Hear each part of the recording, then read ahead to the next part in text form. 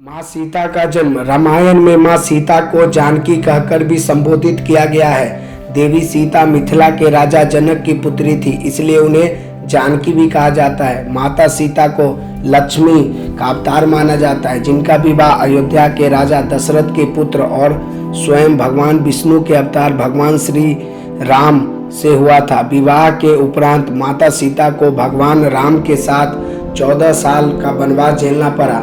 हालांकि माता सीता के जन्म को लेकर कई पौराणिक कथाएं प्रचलित हैं, जिनके अनुसार कहा जाता है कि देवी सीता राजा जनक की गोद ली हुई पुत्री थी, जबकि कहीं कहीं इस बात का जिक्र भी मिलता है कि माता सीता लंकापति रावण की पुत्री थी। ऐसे में यह सवाल उठता है कि आखिर माता सीता का जन्म कैसे हुआ था, वो हम आपको आगे बताएंगे। उससे पहले हम आपको ये मंदिर का अंदर का अब दर्शन करा दूं, माँ सीता का दर्शन करा दूं, और अंदर का भी आप लोग नज़ारा देख सकते हैं कितनी सुंदर है और बहुत ही शांति और बहुत ही मन को सुकून मिलता है। अंदर आने के बाद एक अजब सी ही फीलिंग आती है।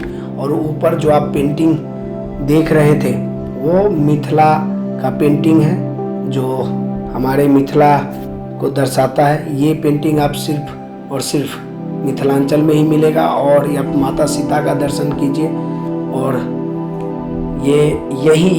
यही जगह है जहाँ से माँ सीता धरती के अंदर से निकली थी। सोने की संदूक था, सोने का, जिसमें से माँ सीता निकली थी। और इसी के बगल में शिव जी का भी मंदिर है, उन्हीं के बगल में, जो उस सीता जी का दर्शन करने के बाद शिव जी को भी पूजा अर्चना करते हैं। और उनसे हम सभी आप लोगों की मनोकामना करते हैं। जो जितने भी हमारे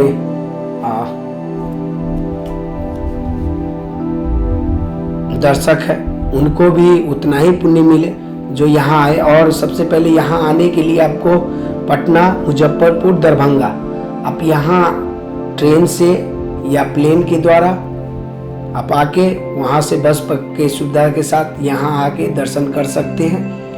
और यहाँ एक ऐसा भी तालाब है जहाँ जिस दंपति को कोई संतान की प्राप्ति न हो तो उसमें स्नान करने के बाद माँ सीता की पूजा करने से उनका घर में पुत्र की पुत्री की जन्म होती है माता के आशीर्वाद से।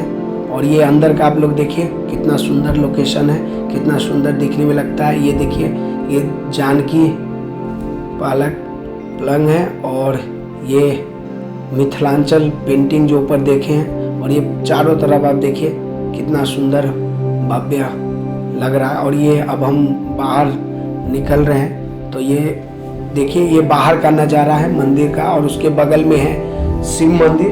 और यहाँ पर भी एक बहुत ही सुंदर चित्रकारी दर्शाता है जो मिथिला को ये। और ये सामने कुआं हुआ जो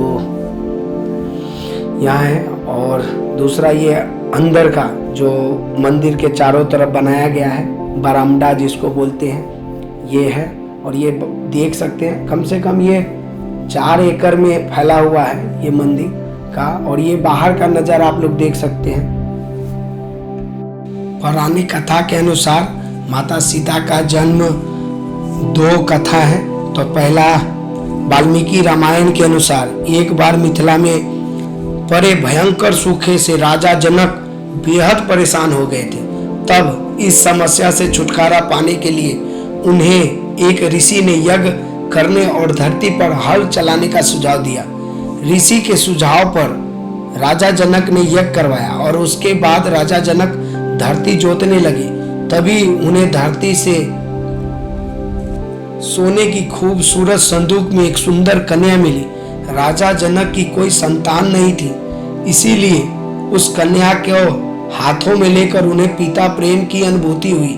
राजा जनक ने उस कन्या को सीता नाम दिया और उसे अपनी पुत्री के रूप में अपना लिया।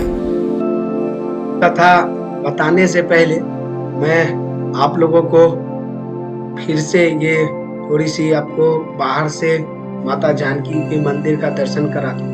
आप लोग बाहर से देखेंगे तो बिल्कुल इसी तरह से दिखेगा। ये चारों तरफ का एरिया है और यही रोड है जो बाहर से हम माता जानकी के तरफ से आते हैं। और ये अगल बगल चारों तरफ की नज़ारा है और ये देख सकते हैं दिखने में कितनी सुंदर है माता जानकी का मंदिर। और यहाँ ये सीतामढ़ी से 8 किलोमीटर दूर पुनौरा नाम है, उस जगह पे है। पुनौरा धाम भी बोलते हैं इसे, एक तरह से धाम की भी है। पौराणिक कथा 2 माता सीता के जन्म से जुड़ी एक और कथा प्रचलित है, जिसके अनुसार कहा जाता है कि माता सीता लंकापति रावण और मंदोदरी की पुत्री थी। इस कथा के अनुसार सीता जी वेदवती नाम की एक स्त्री का पुनर्जन्म थी। वेदवती विष्णु जी की परम भक्त थी और वह उन्हें पति के रूप में पाना चाहती थी। इसीलिए भगवान विष्णु को प्रसन्न करने के लिए वेदवती ने कठोर तपस्या की।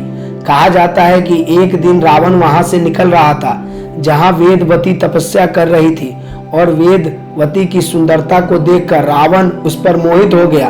रावण ने वेदवती को अपने साथ चलने के लिए कहा, लेकिन वेदवती ने साथ जाने से इनकार कर दिया। वेदवती के मना करने पर रावण को क्रोध आ गया और उसने वेदवती के साथ दुर्व्यवहार करना चाहा।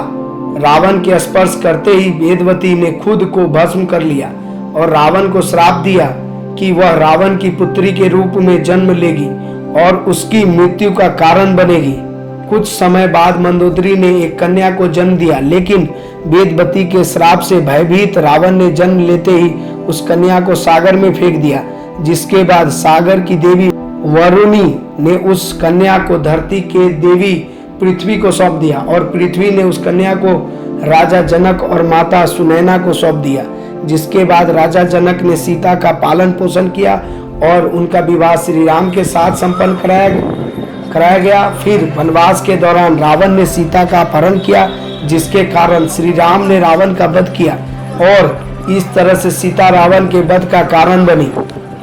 और ये सीता कुंड है जो लोग यहाँ पे हाथ पैर धो रहे हैं और पानी और छरंगा भी लगा रहे हैं। और यही वो कुंड है जहाँ पे जिस दंपति को संतान की प्राप्ति न हो तो यहाँ पर स्नान करने के बाद माता जानकी की पूजा करने से ये प्राप्त होता है। हेलो दोस्तों, तो ये वीडियो आप लोगों को पसंद लगे और अच्छा लगे तो लाइक कमेंट जरूर कीजिएगा। तो मिलते हैं हम किसी और वीडियो में, तब तक के लिए और मैं वीडियो को यहीं पे अंत करती हूँ और यहीं ख़त्म करता हूँ। और दूसरा वीडियो मेरा हलेश्वर नाथ मंदिर का आएगा, उस वीडियो का भी आप देख सकते हैं नेक्स्ट वीक में। तब तक के लिए bye bye. Bye bye, take care. और आप लोग अपना ख्याल रखिए और इसी तरह हमें मोटिवेशन